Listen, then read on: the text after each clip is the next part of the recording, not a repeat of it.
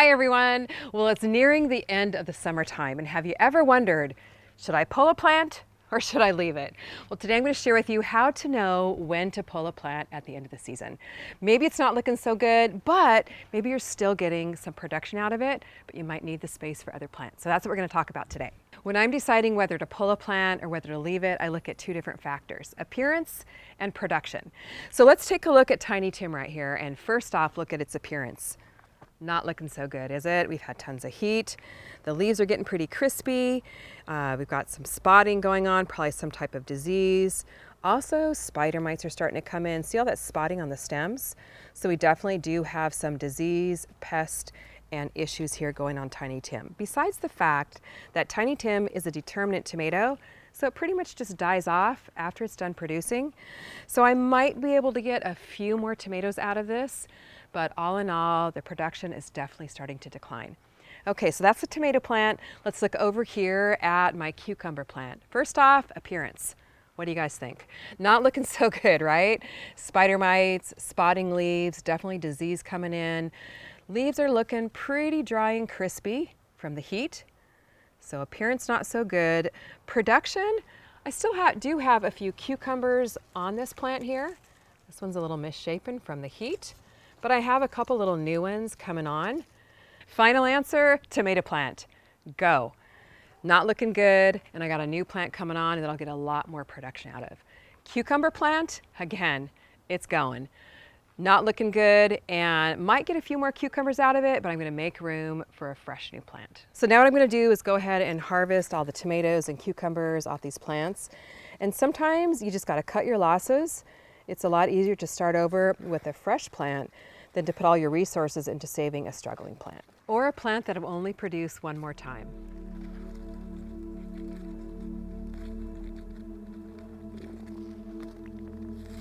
A few more in here.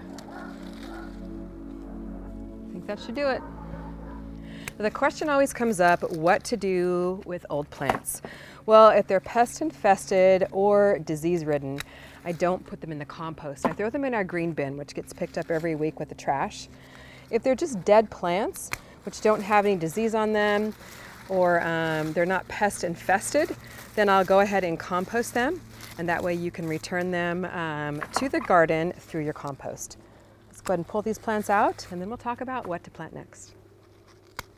So I'm just cutting the plants here, the cucumber plant at the base. And it's okay to leave the stem in. It will break down in the soil and just add more organic matter to this container here. And I'm just cutting off my little plastic tie tape on the trellis so I can remove the cucumber vine. Out with the old and in with the new. It actually feels pretty good. Now I know sometimes it's really hard to pull out your plants. I mean, this one I've grown from seed, been here for several months, been harvesting it, tons and tons of cucumbers off this. But you know what? It also feels good knowing that I'm making room for a brand new plant that I won't have to work super hard at to keep alive. Now, what to plant in its place? Well, if you live in a northern climate, you may want to leave your beds empty here to put your fall garden in. And make sure that you're starting your fall garden seedlings indoors. These are some cool weather vegetables from my fall garden seed collection. So leave yourself a little empty space so you have room when the weather cools off to plant some fall veggies. Now, if you live in a southern climate like I do, we still have about 2 more months of warm weather. So still time to get another round of warm weather veggies. Now, do you remember on the late summer garden video, I popped in a couple of cucumber transplants that would grow and take the place when I pulled that old plant out? Well, now's the time. These cucumber plants have been growing in this spot for maybe a month or so, and I haven't trellised them up because the old plant was there. So now's the time where you could plant some quick growing warm weather vegetables like cucumbers. Just going to be perfect to trellis up here and get a nice round before the weather gets too cold. So I'm just going to wrap it around this trellis and attach it with my stretchy tie tape. We'll have a fresh new round of cucumbers coming on pretty soon. There's already lots of flowers on this plant.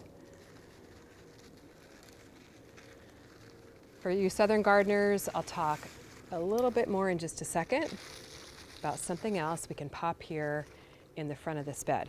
Now, this is the Little Shorty 3-foot Smart Pots fabric raised bed, and all these veggies were growing in one Little Shorty. You can grab those over at CallieKimGardenandHome.com. 15% off with the code Little Shorty for this weekend. You can also pop seeds right in your garden bed. You southern gardeners can pop in some fresh new cucumber seeds from my late summer garden seed collection. Really grow fast. The exciting thing is, look right here, there's already a fresh new cucumber coming on this plant. This is the Boston pickling.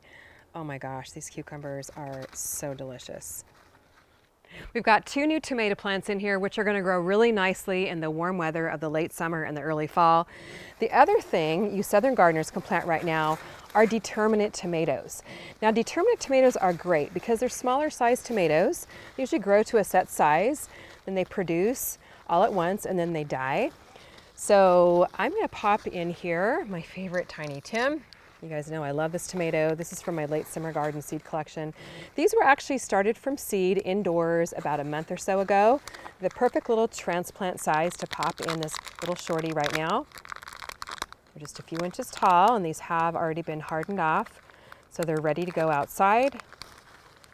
And if you haven't started them from seed yet, for you southern gardeners, especially you people in Texas, Florida, where you have several months left of warm weather, go ahead and start them from seed in these little 6-packs.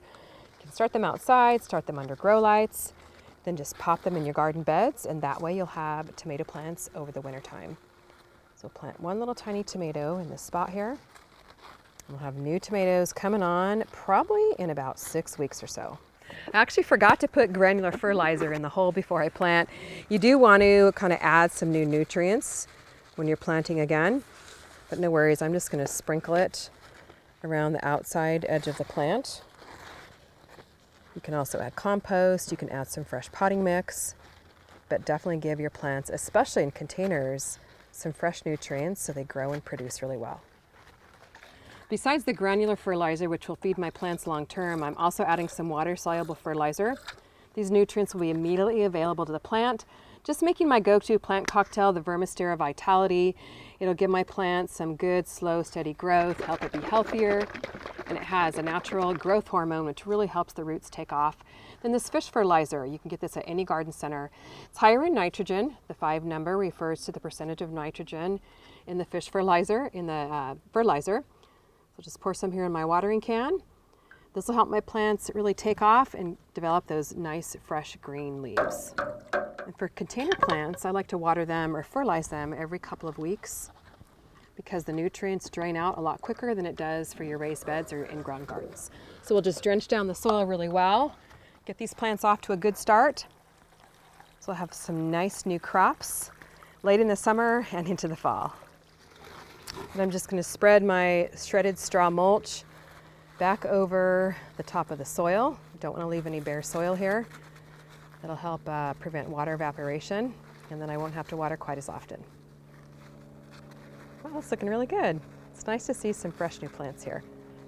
Well, let me know in the comments if these tips were helpful in determining whether or not to pull a plant or whether to leave it, and whether you're saving space for your fall garden if you're a northern gardener, or if you're planting a fresh new round of vegetables. Either way, you're gonna love getting out the old and bringing in the new. Head over to CallieKimGardenandHome.com, use the code Little Shorty for 15% off. Don't forget to pick up your Little Shorty. And good seed collections to grab right now are your fall garden, your late summer garden seed collections, and my book, Raised Bed Gardening for Everyone. Sorry, the first time gardener, Raised Bed Gardening. Thanks so much for watching. We'll see you on the next video.